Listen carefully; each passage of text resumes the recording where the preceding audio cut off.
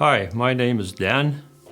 I was fortunate enough to grow up in a Christian home.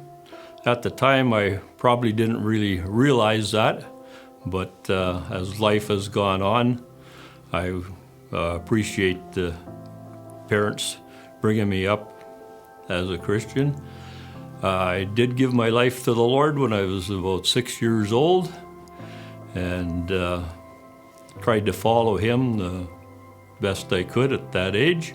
We used to hang out at Free Methodist Church in Fort William. My cousin went around with the pastor's oldest daughter. There was always lots of young people there. And there was a camp they had at Kekabeka. And this was an old barn. It was just single-sided, all rough wood, and never seen, I don't think, a coat of paint. And probably hadn't had an animal in it in probably 50 years or something like that. Anyway, we're out there one night, and there's a bunch of young people there. And one of the guys get the idea to go to Kekabeka and get cigars. Well, this old building, all the knot in it, or I shouldn't say all the knots, but most of the knots had dried up and fallen out. We decided to go to Kekabeka and get cigars, and we come along and went to the outside of the building and blew cigar smoke through these knot holes.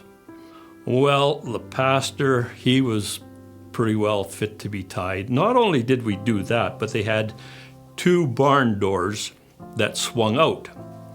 So we thought it'd be a neat trick to block those. And he had this old rickety trailer.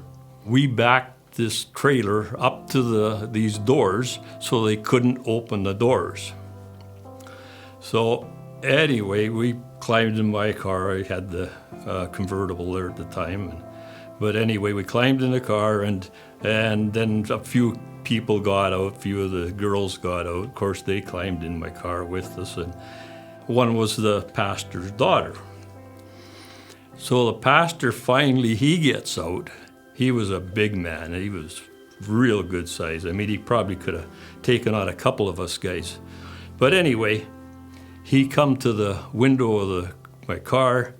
Well, I just wound down the window just about 2 inches, and I had already had a problem with one guy, and I wound down the window for him, and he punched me in the nose and broke my nose, so I wasn't going to wind down the window too much.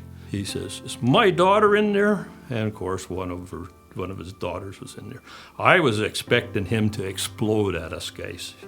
I really was. I was really expecting him to just give us the lecture of our life.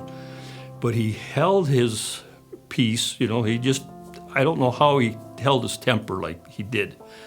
The Lord must have given him the ability, because I certainly wouldn't have.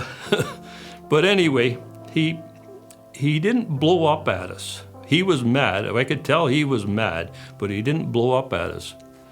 Well, that spoke to me in a great way. It really did. And it wasn't too long before I rededicated my life at one of his evening services.